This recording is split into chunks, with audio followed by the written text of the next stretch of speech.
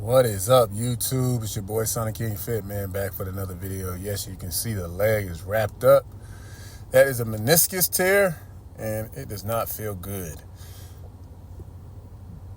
So I wanted to get some leg exercises in for this meniscus, because guess what?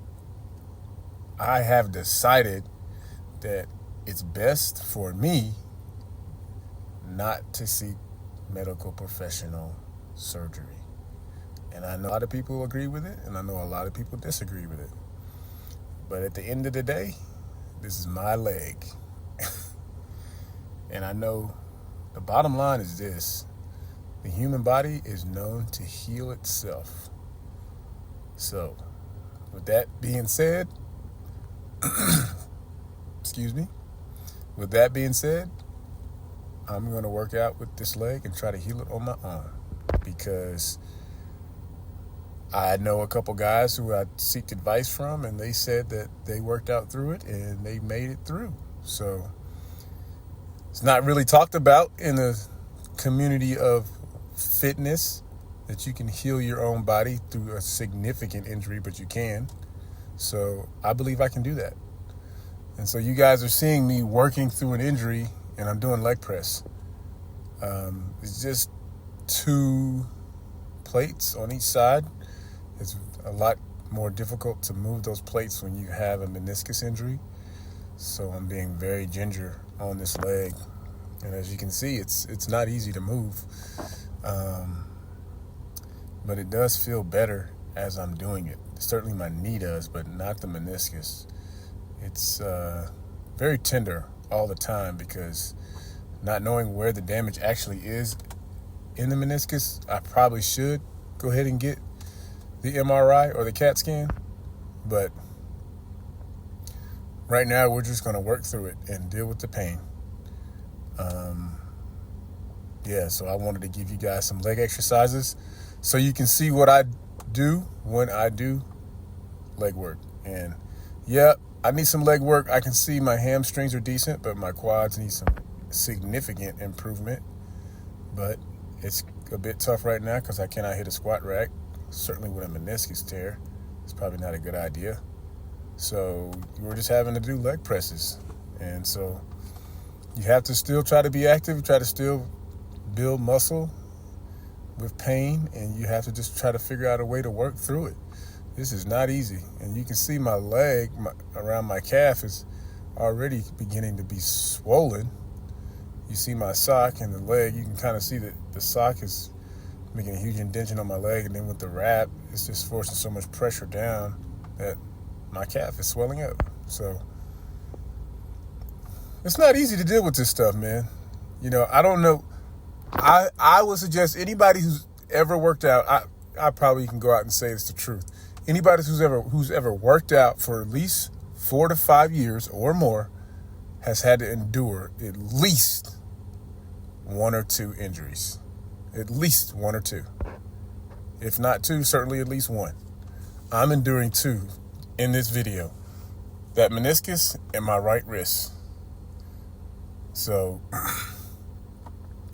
it's just the way the life is, man, when you're working out and when you're trying to have better physique and trying to have better health. You're just going to sustain injuries on the way. So it's not easy to deal with, but you have to figure out a way to work through it.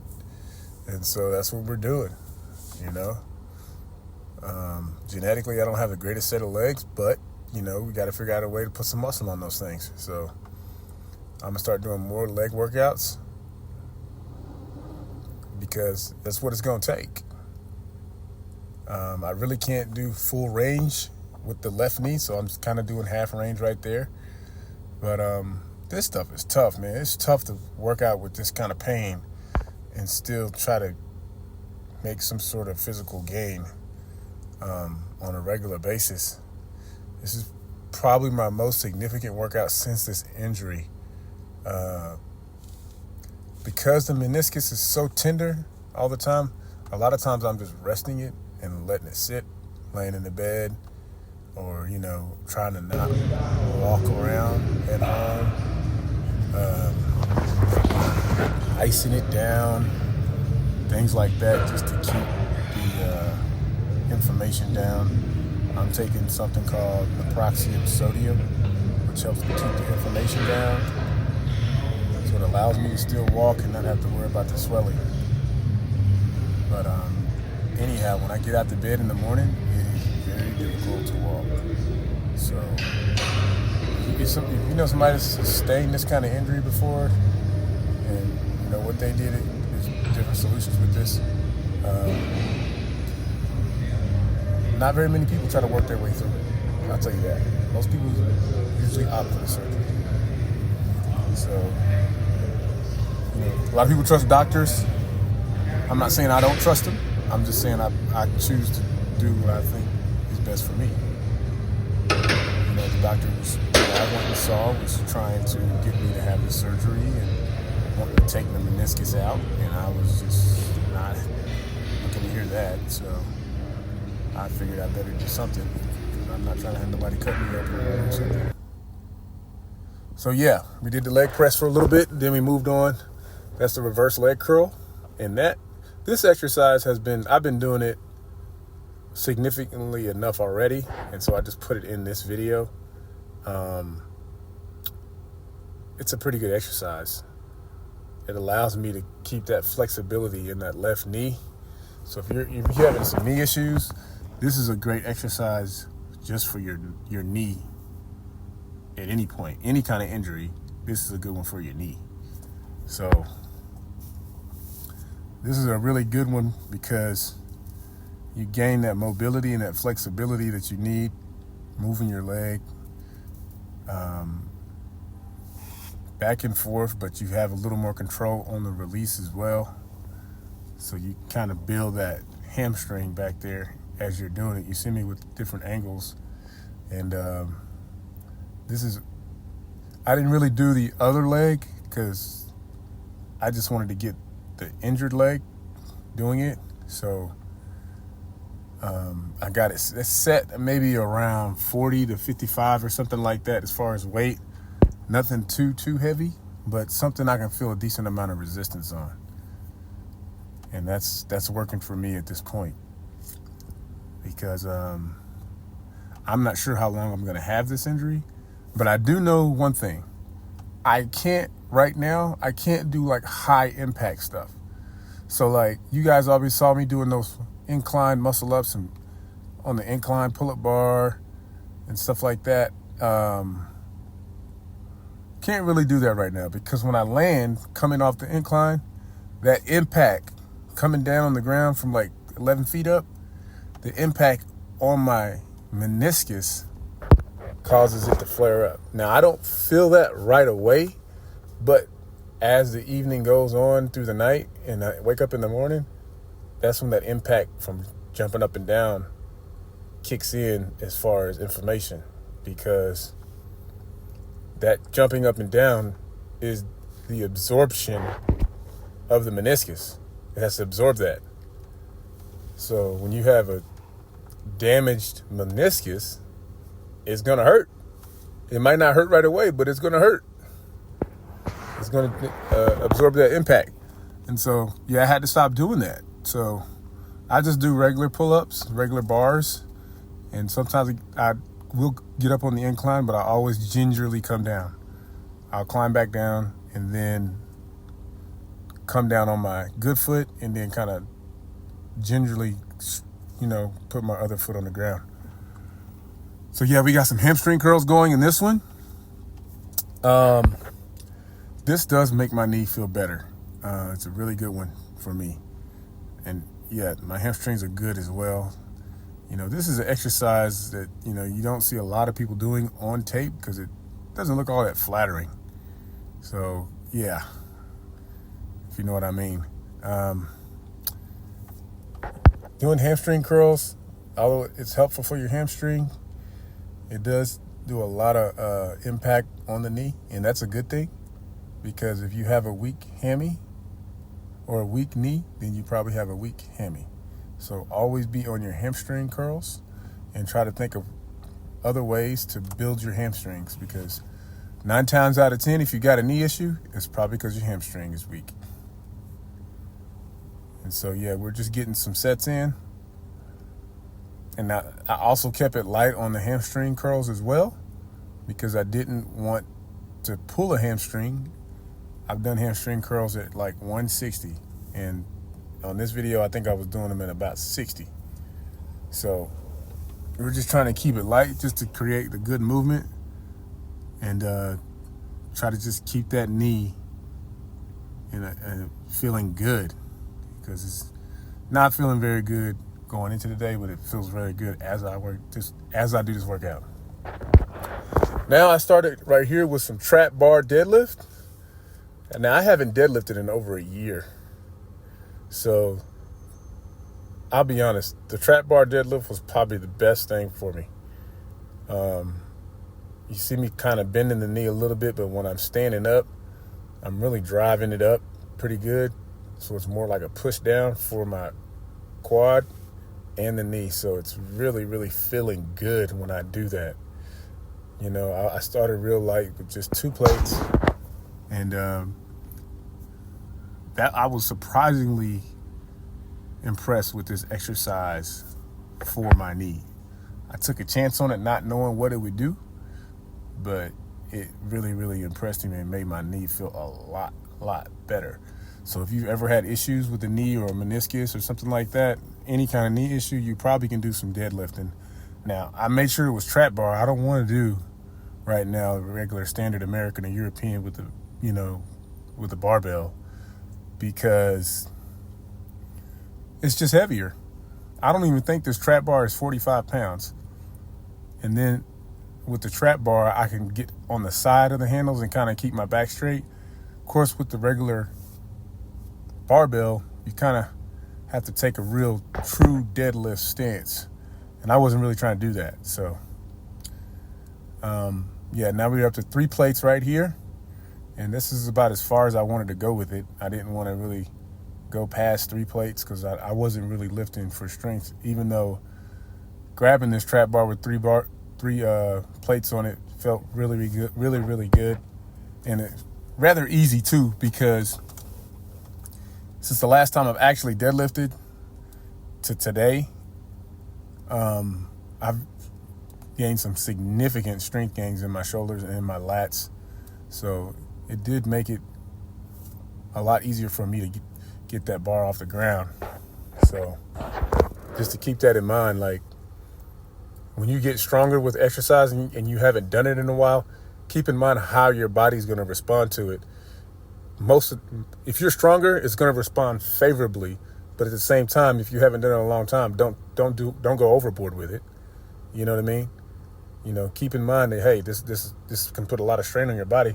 So don't think you got it in the bag. You know, I haven't deadlifted in a year. I'm not going to go 4 or 5 plates. Even though I probably could, I don't want to put the strain on myself. So, moved over to some pull-ups after those leg exercises. And, that was a quick 20. And so, I'm getting ready to lead to something else. And here's a quick quarter rep or half rep. I don't know, however you want to look at that, but that's 100 push-ups you're going to be seeing in a row nonstop. I know you guys haven't seen me do that in a while. A lot of my push-ups have been 20, 25, sometimes 30, but I still got it. I still can hop down there and go 100 straight. Like I said, these are quarter reps, half reps, something along them lines, but that's nonstop. And that's what I kind of did to build a quick pump. If you want to give yourself a quick pump, all you really got to do is hit 100 half rep to quarter rep to half rep push-ups, and you will have a really, really good pump going. I started with the 20 pulls, and then we went right to 100 half quarter rep push-ups. They will definitely get your blood pumping. I mean, your head will start hurting. It's just that intense. You get to about 50 or 60 of those things, and you got another 40 to go, you'll be trying to stop at 70 or 80. But we made it all the way to 100. So, it's just the way it is when you're doing this stuff. Now, going back to another set of pull-ups. The other day, you guys saw me do a 20 clip, then a muscle up. So that's what we're going for in this one. This is my second set. I only did maybe like 150 pull-ups a day, not a lot. I know for other people that's a lot, but for me, it's, typically I do around 200 or more. But, I didn't want to push it too bad today. With the knee, I was kind of focused on that instead. But I did want to maintain my explosive power, which is very important because that is the thing that's going to take you from tier to the next tier. It's not your reps. It's your ability to explode just like that. Okay? If you don't have that ability, you'll never, ever get to that next tier because going from pull-ups into a muscle-up requires you to explode. I've said that in the past, and I'll say that again. If you want to get to that next tier of strength, you have to be able to explode. Pull-ups into a muscle-up, you have to be able to explode. I did 20 pulls, then a muscle-up. It takes a lot to do that. So just keep in mind when you're doing your pull-ups or you're trying to get to a muscle-up, progression to a muscle-up starts with the pull-up. And once you start from a pull-up to get to the muscle-up, you have to do weighted pull-ups. Okay? There's a quick trick that I use to show people that'll get you a quick muscle-up, but it's not, it's very effective, but if you need a stand to start out because it's really me just showing you the actual.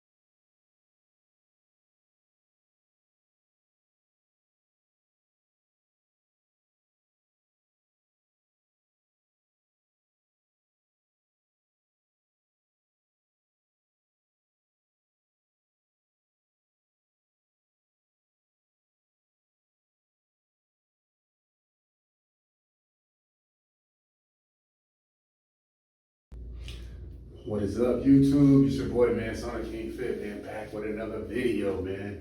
And yes, today I got some legs in, even though, I have the meniscus injury. We're trying to work our way through it. And so you guys saw the meniscus exercises that I was doing, and they felt really, really good. I think the one that I really enjoyed the most and actually making me feel really good was that trap bar deadlift. That one and the leg press. I'm not a big fan of the leg press, but when you do slower reps, let the tension build, it does feel pretty good on the knee. And so I haven't really been walking with a limp. Before I was really, really struggling. So after seeing the doctor about the meniscus, I decided not to go with the surgery and just rehab it myself. I talked to a couple guys at the gym. So they were telling me that you can see a sports medicine doctor, and I actually do know a sports medicine doctor. I spoke to him about that, and he kind of gave me the same information about the injury and what can happen and what, worst case scenario, that kind of thing. Wasn't really liking that. I really don't want anybody taking any parts out of my body out, and so elected to avoid that and just rehab it and build it myself and just make my legs stronger, and hopefully it heals. You never know. So just gonna keep working at it and getting stronger with it. You can see my leg is not in good shape right now, but I did do some legs today, and so we also did a little upper body as well. Did some pull-ups, did some muscle-ups, did a different few styles of push-ups. But as you guys saw, the bench reps, 5-second pauses at 275, and then 3-second pauses at 315, and then, there were 5-second pauses at 315 as well, I forgot. But then just 3-second pauses with a 335. Guys, I never thought the day would come where I'm pausing with 335. Okay, that's not an easy number to hit with a 3-second pause. All right, that's pretty tough. Seriously, that's pretty tough. So either way, I got a good pump, so I don't know what I'm waiting on, because this is kind of what I'm coming here to do. I knew I was forgetting something.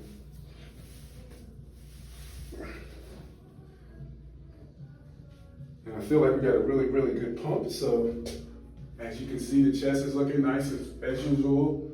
And upper chest is looking good from all the incline. Today we did decline, but still, the back is looking insane.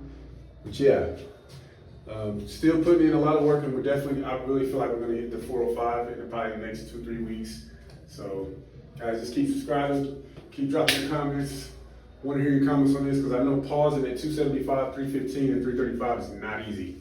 I want to hear your thoughts and comments on that. Of course, I was doing the strict muscle ups, or at least attempting to, because they're not easy to do either.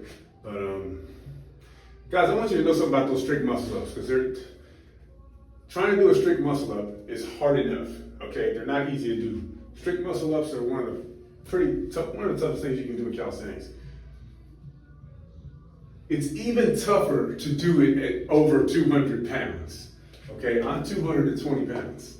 All right, I don't know anybody in the world that's over 200 pounds and doing a strict muscle up. Okay, it's that hard. All right. Now, I might have did one strict muscle up, but out of the 6 that I did, but that's how hard it is to do strict form muscle ups. I think I might have seen one other person do a strict form muscle up over 200 pounds. And that's Akeem Supreme. Shout out to Akeem Supreme. I can't remember when he was doing it, but I might have seen him do it once or twice before. But if there's somebody else that's done it over 200 pounds, it's definitely him. But he's like a final boss. If you're in a calisthenic competition or some kind of workout competition, a battle, you get to the last stage to win the money, you're going to be waiting. It's going to be Akeem Supreme waiting on you. He's that good. He's a beast. He's the king of all kings. So shout out to Akeem Supreme, man. We did a video together last year around this time. So go check that out on his page, Akeem Supreme. You can check it out on my page where we were carrying a sandbag, and then go check out J. Joe Fitt's page where we did another video where we are at this gym actually, and we were doing like calisthenics, we were doing weight training, we were doing all kind of stuff. So just go back and check it out. It's about a year old now, but it's still pretty good quality, good content, good reps. But yeah, I wasn't as strong then, but I'm stronger now. So, but yeah, just keep subscribing to the channel. We're gonna keep dropping you the videos, keep dropping you the content. You know, Sonic King Fit, I'm still doing my thing. I'm almost up to 1,500 subscribers, so you guys keep subscribing. I'm gonna keep dropping the videos. You know, tell me what you guys like to see, what you want to see more of, and you know, I'm gonna keep bringing it to you. So you guys definitely subscribe to the channel and drop your comments, drop your likes, and we'll see you.